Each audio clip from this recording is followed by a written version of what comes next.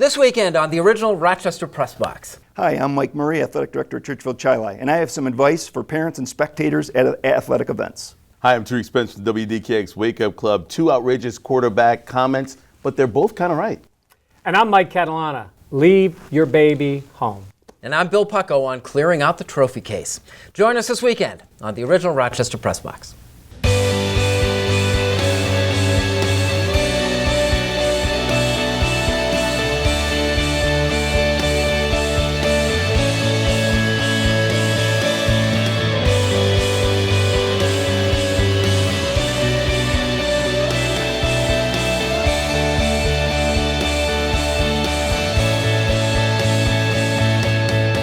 Hello, everyone, and welcome into the original Rochester Press Box. I'm Bill Pucko, joined this week, sitting in for John DeTulio, Tariq Spence, one of our regular contributors, WDKX, and also our newest contributor on the Vision High School Sports Beat this week. Looking forward to working then and being here. Yeah, Mike Catalana, co-hosting as always. Good to be back. And it's good to have Mike Murray back, the athletic director at Churchville-Chili High School, as we begin the first week of the brand new high school season. You know, we think of high school sports as kind of like this constant thing, but it evolves every year. So you've got different things, issues, things that you worry about, you're concerned about. What are the big topics as you start a new year in the high schools? Well, thanks for having me on again, Bill. Absolutely. This year, actually, the thing that's probably the most pressing right now is the state tightened the rules on 7th and 8th graders being able to play up to the JV and varsity level. They shifted almost all the emphasis to the medical directors and whether or not the student is mature and has the proper height and weight to participate at that safe level at an upper level. So that's the biggest one right now. We also have transgender topics coming out right now. That's going to evolve a little bit further as we move forward. We want to kind of talk about that. I mean, Sure. Are you dealing hands-on with this issue right now? I mean, is this something that you actually are dealing actively with?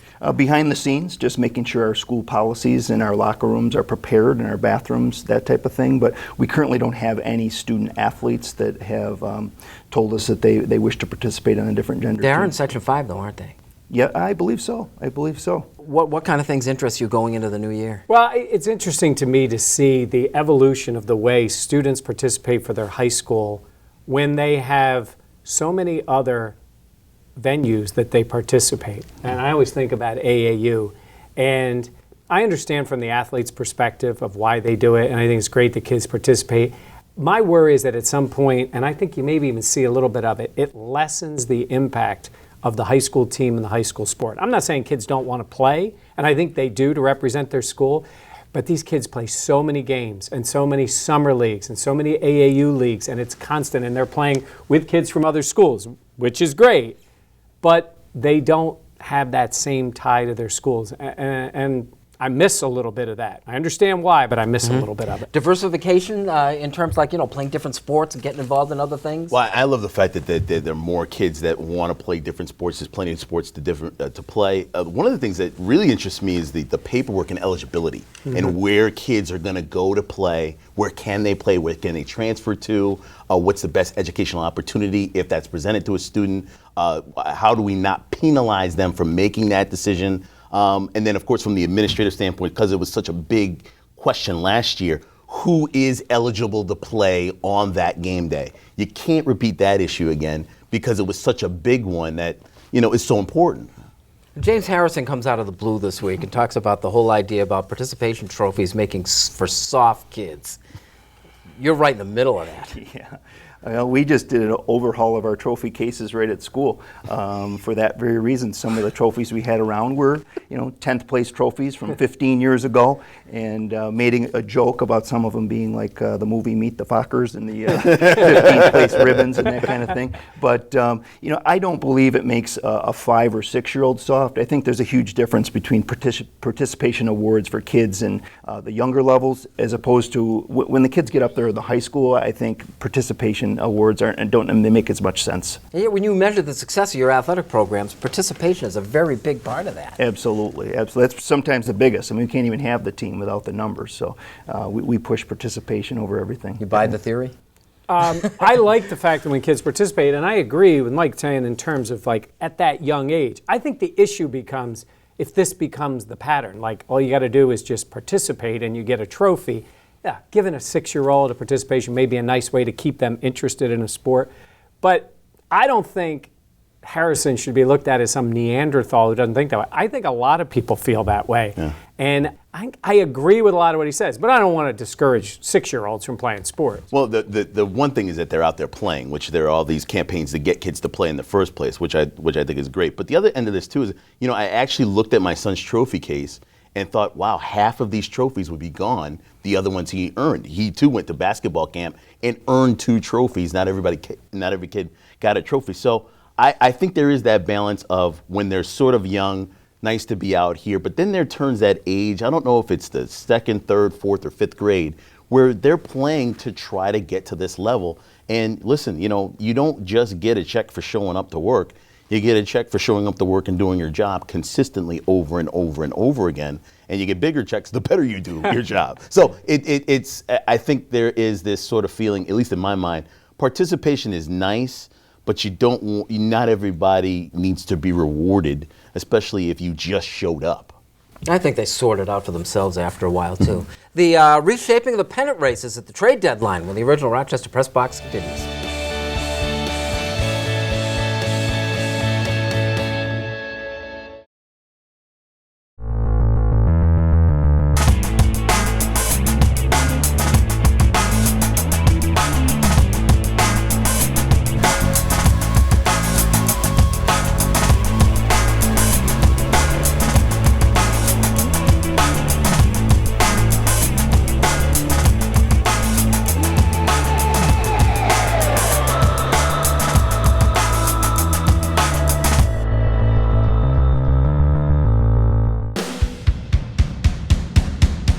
Welcome back to the original Rochester Press Box. Bill Pucko with you. The pennant races look a little bit different than they did before the trade deadline, Tariq. Your Mets, and especially the Blue Jays, I think, are 2 teams that have just been totally reshaped. Well, the Mets are dealing with a great situation where their starting pitch is amazing. Their hitting is coming around. They're coming up with key hits with the addition of Cespedes, possibly the return of David Wright relatively soon. Their biggest issue now is their bullpen. Parnell is down 15 games on the DL, and that's the one thing. If they can get that together, the Pirates were a real team they faced, and they saw what a real team can present. Timely hitting, good pitching, good bullpen. They've got 2 out of the 3. They're going to try to find at least something they can pick up off the waiver wire. Yeah, the Blue Jays are fun now, aren't they? Yeah, they're fun to watch. They can hit the ball. It's interesting the way the Yankees did fight back a little bit in that series. But I was thinking of something the other day when I saw A-Rod hit that grand slam to beat the Twins. And I was thinking about Derek Jeter. This has to be killing him, isn't it? When he's sitting home or in in St. Petersburg in his house, and he's seeing A-Rod curtain calling and maybe leading a team to the playoffs, don't you think it's killing him a little bit? He quit. He's done. He's out of it. He did all those things, but to see A-Rod didn't just come back. I mean, A-Rod has led that team in many ways. I think it's killing Jeter. Yes, I didn't think. And is that Jeter? That was Jetersburg. I don't want that to slip by. That's pretty St. good. Petersburg. Of Yeah, course that's where he's got I think he's got a moat there. Nice. Is it more fun to watch now? The second half is entirely different than the first half. I mean, in Toronto, you mentioned they loaded up. They probably by the time we air this show, they might have overtaken the Yankees for first place. But I also think about Kansas City. I mean, they were in the World Series last year. They added Johnny Cueto, and don't underestimate Ben Zobrist. They added him to the lineup, so they may run away with it as well. In between that, it's funny. It's like they're different seasons, and then you get the whole 40-man roster expansion, which I never quite understood, which from one hand is going to wrecks the minor leagues, but on the other, it changes the way you play the game. I think that's something that needs to be changed. And you talk about pitching staffs and talk about extra relievers. We had a game on Channel 13 the other night, Yankees-Twins game, regulation game. Actually, I take that back. It went to 10 innings. There were so many pitching changes, so many challenges. And this is with the 25-man roster. When they get to 40 and they have all these extra pitchers. The game, a 10-inning game, took 4 hours and 25 minutes. It's absurd. And when we get to September and you have almost unlimited pitching staffs, it's even more ridiculous. It's a cultural thing too, Mike. I know you go to a lot of Red Wings games, and I see you there. You notice that immediately when you're watching a minor league game live, that the replay, every time there's a close play, you're not thinking, well, all right, what's going. No. the call stands because Yeah. there's no replay in the minors, and it's become so refreshing. Yeah, for sure. I know I attend as many Red Wings games as I can a year, and I love to watch the replays too. Being a sports fan, baseball was always my favorite sport, and then going to that little bit of replay last year was, definitely changed the game. And pitching changes, it can make a hour and a half game with 2 innings left in a 3-hour game in no time. You It's want to get it incredible right, but sometimes. it is Yeah. clunky, isn't it? And it can be, but we've got this technology, and that's all we do for other sports is just watch replay after replay after replay after replay. Like it or not, when the original Rochester Press Box continues.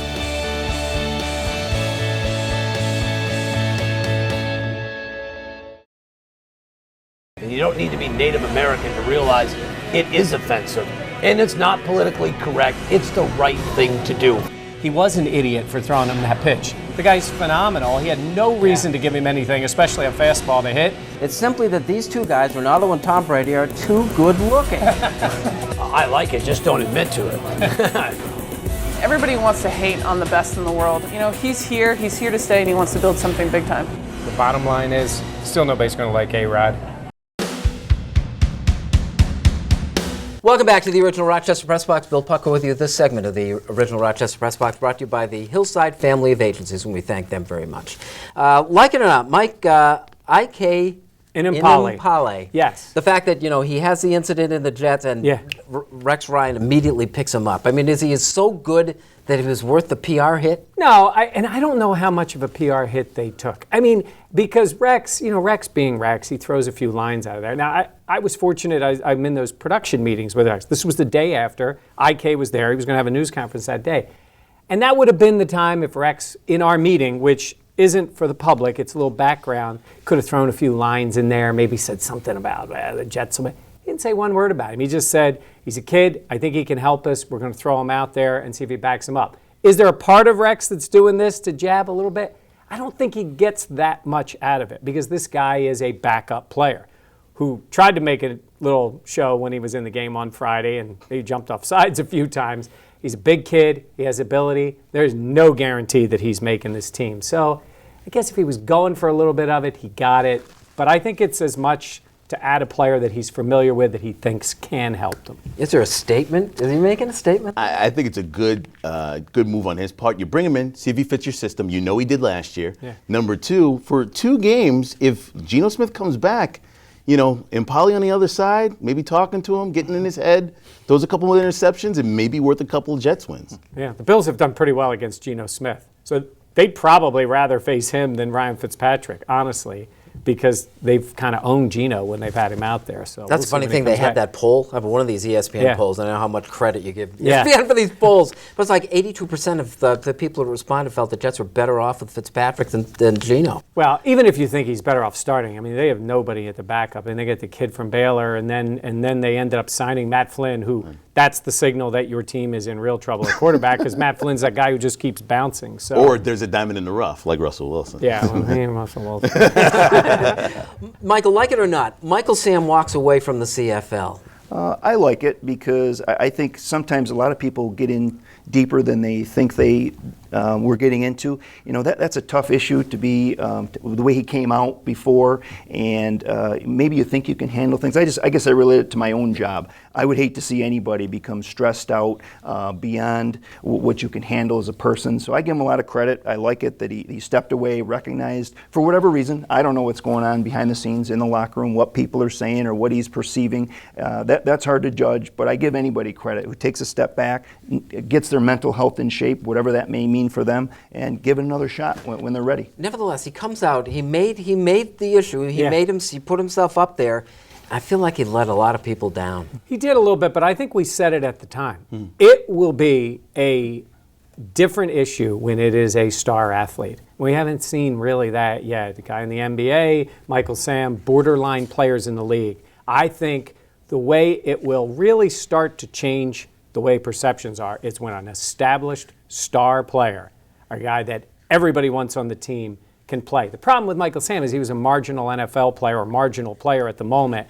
He didn't really make that change. I don't think he was getting the benefit of playing that he would have, and so maybe the guy gets his life together. You get now. the play, you get the chance to get in the league, the mental aspect of this all is what the key issue is. He stepped away because he wasn't mentally prepared to play, and that's the biggest thing. Well, do you think he accomplished anything? I mean, he made other players that are gay. We just had a minor league player just come out and say that he's gay, so I think he encouraged other people to come out whenever you feel ready. But I think the thing here that gets to me the most is the fact that mentally, it doesn't matter when you come out. That's your decision to make. You have to be prepared to execute and play. The results speak for themselves. Like Mike said, if you perform well, you will stay. Yeah, and you make a great point because I see these guys in camp. It is, especially when you're in their position, just to make the team. Roster changes all the time. Guys in, guys out. You have to be really focused in order to prove you belong. That's why it would be different if it's a player who's already proven he belongs as a player and then How comes soon out. do we see it? I think I said to you before, I'm surprised it hasn't happened already. If I'm guessing, I'll say within the next 12 to 24 months, a prominent player. I really do believe it's going to happen. I think it's going to happen. I don't know which sport, but I think it's going to happen. And the good news, I think, in a lot of cases, will be met with a shrug. People maybe be surprised to who the player is. I don't know who the player will be. And that would be a good thing, because then you can just go play. This portion of the original Rochester Press Box brought to you by our friends at the Hillside Family of Agencies. Back with unfinished business after this.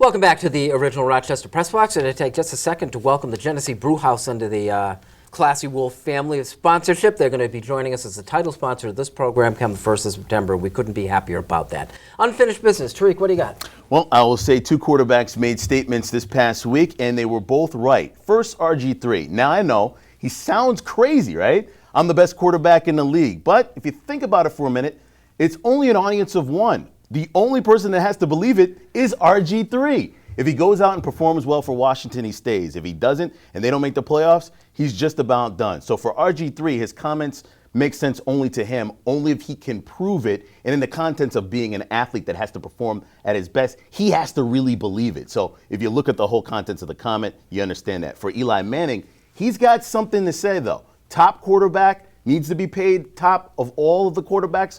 Rodgers at the top, just above him in salary, is Carson. That's not right. You know full well he should be paid a lot more than what he is. 2 Super Bowls. By the way, 10 quarterbacks in the league right now are making more money than him, and they have no Super Bowls. I don't want to be a fan of a guy whose goal is to be the highest paid guy, though. Let him come out and say, I want my 3rd Super Bowl. But he's already a guy who's won 2 Super Bowls. So I'll give Eli that. RG3, I hope that after he said it, he turned to somebody and said, did I just say that out loud? Best. He's got to stay on the field first and then worry about being the best. The problem with him, I think, is that he doesn't say that. Did I just say that out loud? As we start the high school sports season, I'd like to give a little bit of advice to our parents and to our spectators and actually apply this to any sport. How would you like it if someone came into your job or when you were doing something you enjoyed and started screaming at you, telling you, do this, do that, you stink, you're blind, or whatever the host of things we hear our spectators and parents yelling from the crowd, not only at the kids, at the coaches, at the referees. Please take my advice, let the coaches coach, let the refs ref, let the kids play. The kids do their best when they're relaxed and having fun, and there's no way they're having fun when they're hearing you bark orders at them left and right. And if they even hear what you're saying, because chances are they may not even hear it, they're being distracted, they're being annoyed, and it's just there's no tolerance for that at any level. High school especially when we're trying to teach education-based athletics, but I think at all levels. We've been talking about this for as long as there have been high school sports. Are we getting any better at it? I think personally at Churchville-Chili, I think the sportsmanship is outstanding. I think the parents, the kids do a really, really good job. We're not immune to everything, but are we getting anywhere? I like to think so, because there are some pushes. The state and Section 5 motto, be loud, be proud, be positive. We put that up on our gyms. We hire extra security to try to enhance that. So I think we're getting somewhere, but we still have a ways to go, for sure. I have some advice for parents and spectators too. And I'm going to go back to what our friend Kevin O'Clubger was talking about, safety at games and the whole idea of baseball games where you need netting to protect the fans from the possibility of line drives. It's a serious issue. Someone's going to get hurt badly, and then everybody will adjust. And I wish baseball would do it first. But I'm going to go back to my advice. Again this week, we had some knucklehead in the outfield holding his baby trying to pick up a foul ball, leaning over a fence where he came that close to falling on top of his own child to get a foul ball. Advice number 1, leave your baby home. Babies don't belong at a baseball game, I would say. Young children enjoying the game, one thing. If you got to hold the baby in your arms the whole time, get a babysitter. And 2, a foul ball should not be that important to you. God help us if a child is injured because some knucklehead wants to get a foul ball. Leave the child home, and if you have the child at the game, stay somewhere where they're safe and go buy a ball at the souvenir tent and keep everybody happy. What is the cost of a baseball these days? Major League Baseball you can pick up for $15, and I couldn't agree with you more. I sit in the third row of Red Wings games. I can't tell you how many parents bring their little kids down. It makes me nervous as heck in that first or second row. And you make me nervous sitting in those seats. Those seats I are love just those deadly. seats, though. I wouldn't change them for anything, and I don't want the protective fence for what it's worth. I want a seat. I don't have a fence in front of me. That is our program. Tariq, thank you as always. Thank you. Michael, great job. Thanks. Mike, good to have you back. Thanks again. We'd like to thank the Hillside Agencies and also the Genesee Brew House, our sponsors. Thank you for watching, and we'll see you next week on the original Rochester Press Box.